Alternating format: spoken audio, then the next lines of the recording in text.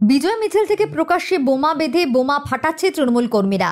Social মিডিয়ায় এমন video viral হতেই শুরু হয় রাজনৈতিক চাপানুতর। বিজেপি প্রশ্ন তুলতে শুরু করেছে। ঘটনা হলো বীরভূমের 2 লোকসভা আসনে জয়লাভ করেছে তৃণমূল প্রার্থীরা।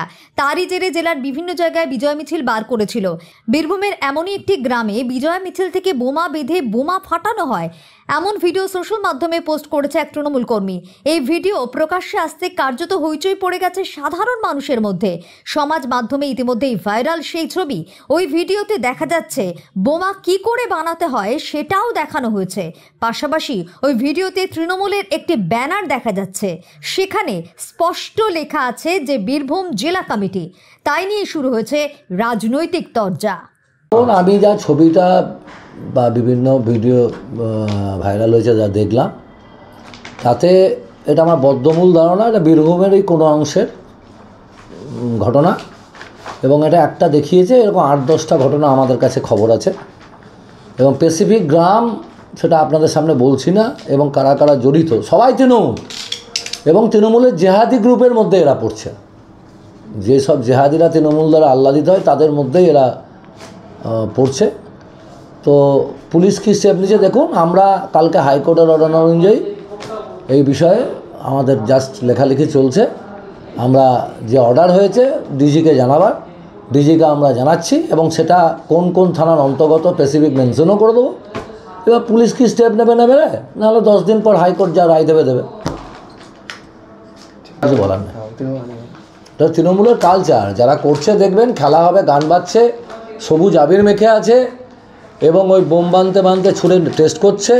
এবং সবচেয়ে দুঃখের কথা, এই যেসব তৃণমূলের যারা জেহাদিদের মধ্যে পড়ে না, বিভিন্ন মন্দির বা যেখানে বেদি, মায়ের ঠাকুরের বেদি বানানো আছে, সেখানে বোম টেস্ট করা হচ্ছে। এর চেয়ে লজ্জাজনক কিছু আছে? তো প্রতিবাদ করার তো লোক কম। এখানকার মানুষ, হিন্দুরা তো 1000 টাকা 500 টাকায় বিকিয়ে যায়, তাদের এই অবস্থায় হবে। তবে আমরা যথার্থ জায়গায় অভিযোগ জানাচ্ছি। ব্যবস্থা না নিলে তার যা হাইকোর্টের অর্ডার যা হবার হবে। সোশ্যাল মিডিয়ায় এমন ভিডিও ভাইরাল হতেই শুরু হয় রাজনৈতিক চাপানুতর। বিজেপি প্রশ্ন তুলতে শুরু করেছে। ঘটনা হলো বীরভূমের 2 লোকসভা আসনে জয়লাভ করেছে তৃণমূল প্রার্থীরা। তারই জেরে জেলার বিভিন্ন জায়গায় বিজয় মিছিল বার করেছিল। বীরভূমের এমনই একটি গ্রামে বিজয় মিছিল থেকে বোমা বেঁধে বোমা ফাটানো হয় এমন ভিডিও সোশ্যাল মাধ্যমে পোস্ট করেছে এক তৃণমূল কর্মী। এই ভিডিও প্রকাশ্যে আসতে কার্যত হইচই পড়ে গেছে সাধারণ মানুষের মধ্যে। এটা পুরোপুরি একটা ষড়যন্ত্র। ভোটে হেরে গিয়ে মানুষের আশীর্বাদ থেকে বঞ্চিত হয়ে বিরোধীরা দিশেহারা পড়েছে। তৃণমূল কংগ্রেসের নামে বদনাম করার জন্য এটা ষড়যন্ত্র। তৃণমূল কংগ্রেস ওই কালচারে বিশ্বাসী নয়, বোম বারুদে। আর তৃণমূল কংগ্রেস এত বিপুল ভোটে জয়যুক্ত হয়েছে, সেখানে বোম ফাটাচ্ছে আমাদের কর্মীদের কোনো প্রয়োজন আছে? মানুষের আশীর্বাদটা হচ্ছে আমাদের বড় বোম। মানুষের আশীর্বাদ পেয়েছি, বিরোধীদের ধরাশায়ী করেছি, এবং যারা কেন্দ্রে আছে তাদেরকে ধরাশায়ী করেছে। এটা যারা করেছে বিরোধী দল ছাড়া অন্য কারোই হতে পারে না, এবং এটা একটা বলতে পারেন তৃণমূল কংগ্রেসের গায়ে কালি লাগানোর একটা ষড়যন্ত্র।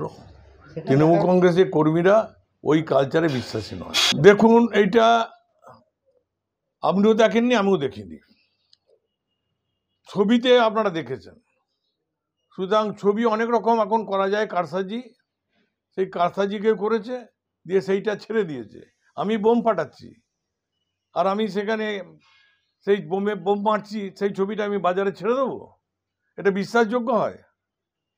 এটা ঠিক নয়। তৃণমূল কংগ্রেস এই ধরনের কালচারে বিশ্বাসী নয়, বোম বারুদে বিশ্বাসী নয়। শান্তিপূর্ণ ভোট হয়েছে, মানুষ নিজের ভোট নিজে দিয়েছে, বিরোধীদের গা জ্বালা হয়েছে যে এবারে আমরা তো ভোটে পারলাম না, মানুষের আশীর্বাদ পেলাম না।